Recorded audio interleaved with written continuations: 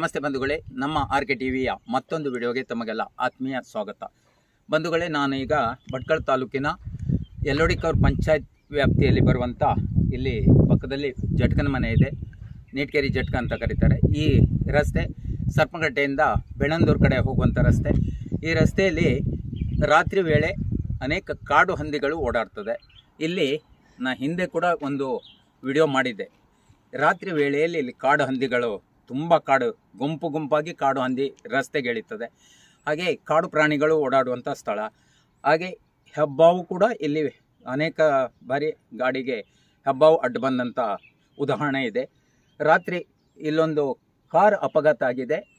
ರಾತ್ರಿ ಮಧ್ಯರಾತ್ರಿ ಮಣಿಪಾಲದಿಂದ ಈ ಹಳ್ಳಿಗೆ ಓರ್ವ ಪೇಷಂಟನ್ನು ಬಿಡಲಿಕ್ಕೆ ಬಂದಂಥ ಗಾಡಿ ಇದು. ಇಲ್ಲಿ ರಾತ್ರಿ ಇದರ ಮಾಲೀಕರಿಗೆ ನಾನು ಫೋನ್ ಮಾಡಿ ಕೇಳಿದಂಥ ಸಂದರ್ಭದಲ್ಲಿ ಇದಕ್ಕೆ ಹಂದಿ ಅಡ್ಡ ಬಂದು ಈ ರೀತಿ ಅಪಘಾತ ಆಗಿದೆ ಅನ್ನುವಂಥ ಮಾತನ್ನು ಹೇಳಿದ್ರು. ಈ ರಸ್ತೆಯಲ್ಲಿ ಏನು ವಾಹನ ಚಾಲಕರು ತುಂಬ ಗಮನ ಇಟ್ಟು ಓಡಾಡಬೇಕು. ಯಾಕೆಂದರೆ ತುಂಬ ಕಾಡು ಹಂದಿಗಳು, ಕಾಡು ಪ್ರಾಣಿಗಳು ಓಡಾಡೋದ್ರಿಂದ ತುಂಬ ಎಚ್ಚರಿಕೆಯಿಂದ ಇಲ್ಲಿ ಓಡಾಡಬೇಕಾಗ್ತದೆ. ನಾನೀಗ ಗಾಡಿಯನ್ನು ತೋರಿಸ್ತೇನೆ. ಜೊತೆಯಲ್ಲಿ ತಾವೀಗ ನೋಡ್ಬೋದು ಕಾರು ಯಾವ ರೀತಿ ನಜ್ಜುಗುಜ್ಜಾಗಿದೆ ಅಂತ ಹೇಳಿ. ಈ ಅಪಘಾತದಲ್ಲಿ ಯಾವುದೇ ಪ್ರಾಣಹಾನಿ ಆಗಲಿಲ್ಲ ಅನ್ನೋದು ಮನಸ್ಸಿಗೆ ಸ್ವಲ್ಪ ಸಮಾಧಾನ.